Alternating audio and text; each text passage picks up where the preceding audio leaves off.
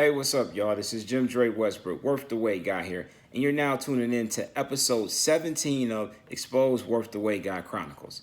So, on this week, we're going to talk about MILF, the subject of MILF. So, I know a lot of people out there probably already know the acronym for MILF. I'm not going to say what that stands for, but we're going to talk about it. We're going to talk about it on today, and we're actually going to talk about on the next video. This is a two-part series about something I like to call MILF, and it's kind of a continuation story from the last story that I talked about with the computer love part 2.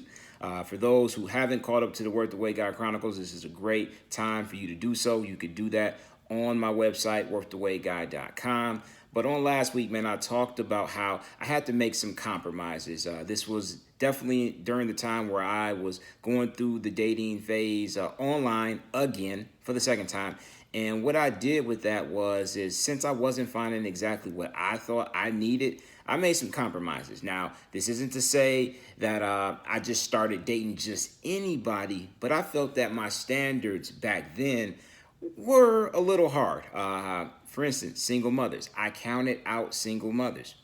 Who am I to do that? But that's something that I did because I just felt that that was something that I didn't want to deal with, and they wasn't my kid, and it wasn't being judgmental, but it was definitely, I think, having some prejudice, with single mothers because I felt that, well, they already started something with me, and, almost do I want that baggage? So if anybody saw Insecure on last night, spoiler alert, but Lawrence has a conversation with his pops, Dresser from the Five Heartbeats, Harry Lennox. And it was one of those conversations where I felt that that was the best part of that episode because they talked about baggage and how basically his pops put him on game and said, son, listen, everybody has the same luggage. You just got to make that work. So we all have our own baggage. So I definitely said no to single mothers for years. But something finally came around, and I think I came to my senses and stopped being a player hater when it comes to the single moms. And I said, you know what? Because of my history with Match, because of my track record, and I wasn't getting anywhere with the, I guess you can say, perfect women, the women that checked all the boxes when I had boxes and when I was basically dating, very basic. I said, you know what? Let me throw single mothers up in there, and let's see what happens. And lo and behold, I am very interested in a single mom. She always kind of reminded me of a fake Halle Berry. I only say fake Halle Berry because, Halle Berry is the only Halle Berry. But the girl was bad, very beautiful, and had a heart of gold. She was a very kind, genuine person, and we clicked.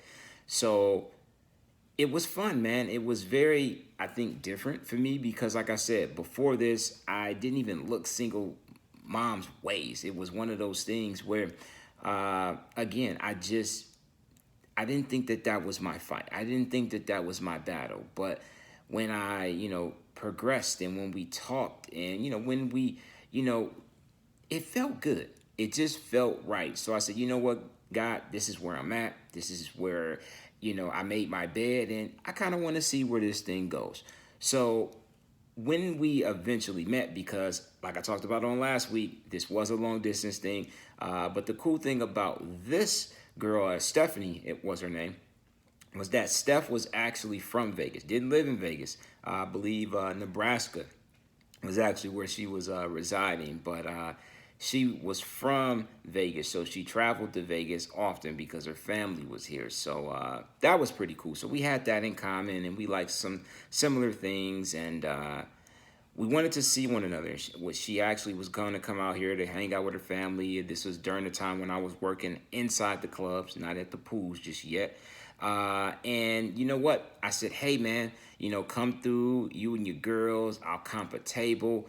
We'll get you taken care of. Now, I'm a busser, and we didn't have to, do table men's or requirements, but I was always a person, and still am, is that if you my people, I want to set it out. I want to take care of you, whether I've known you for 3 days or 30 years. Like, I definitely want to show you a good time and let you know that, this is who I am. If you down, then you down, and I don't need nothing else. So we made sure that they were set. We put them in my section. It was all love.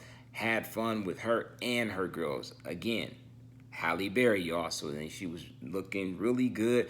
But the club was slow. So it was one of those things where, man, I knew that I could spend some time with her. So we left.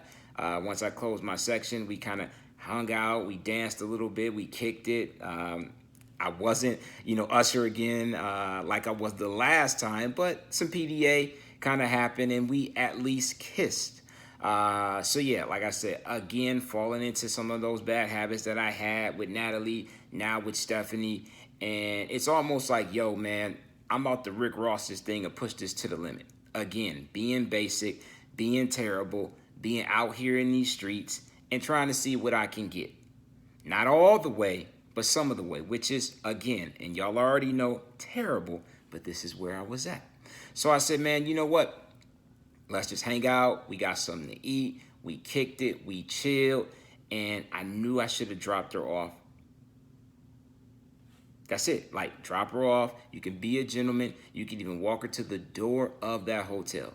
But it's no reason why you need to go inside the telly, go into the elevator, go upstairs, walk her to the room. None of that. I'm not staying there. Like, again, we in Vegas, so this wasn't a trip where maybe I was staying at the hotel, the same hotel, and had to do that. Wasn't that. Yep. I made a mistake. I went upstairs, and y'all already know. Certain things start to happen. The kissing starts to happen. And before you know it, the foreplay starts to happen. And I'm back doing what I did with Natalie, the oral sex thing. Wasn't part of my plan, but as that slippery slope, y'all already know, you go down that slide and it gets tough to stop when you're curving, and then you go down and you take a dip, and that was me, slippery slope. But see, this time was different. See, with Natalie, everything was all good, and that's all I'm going to say. She enjoyed it. I enjoyed it. Some other people probably heard that we all enjoyed it. You dig? But with Steph, it was different. She said she enjoyed it, but I didn't hear the enjoyment, and that's all I will say. As much as I heard it with Natalie. Now, mind you, me and Natalie were kicking it for a while. We knew one another, so there was some chemistry there. But Steph, it was fresh. It was newer. We didn't know each other like that. And I felt bad, even though she said it was good.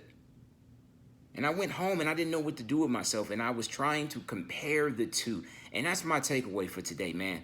Is don't compare. Don't compare. And we do this almost all the time. Within almost everything. You do it with your exes. You know what I mean? So you never compare your ex with the next. They're not the same person. We do this on social media, y'all. Ooh, this person was, we were here, but now they're here. And I didn't move. So now they have more likes. They have more comments. They're doing more things. They have more videos. They seem more successful. I'm comparing. Don't compare, y'all. You have to focus where you're at right now, who you're with right now, and where you want to go. Don't look back trying to compare. Now, if you want to look back and evaluate, that's cool. Evaluation should always happen. Take inventory, see where you're at, see where you need to go so you don't repeat those same mistakes. That's perfectly fine. But when you play the comparison game, you're going to lose every single time. Hey, I've done it. Still do it from time to time because I'm telling you, that's going to be something you cannot shake once you go there. You get negative thoughts, you get negative feelings, you start doubting yourself. You're not feeling, you're unsure, you're not as confident as God really wants you to be. So quit comparing yourself to others. Quit comparing others and pinning them against one another. You are you. You're unique. You're an individual. There's nobody like you. And that goes for everybody that you deal with, from the dating scene, from the career scene. You have to quit comparing. Be you. Worry about yourself. Improve yourself. Make things happen. And quit comparing. All right, y'all. Went a little long, but that's all I got. Please stay tuned for part 2 of MILF. All right, y'all. Take care. Peace.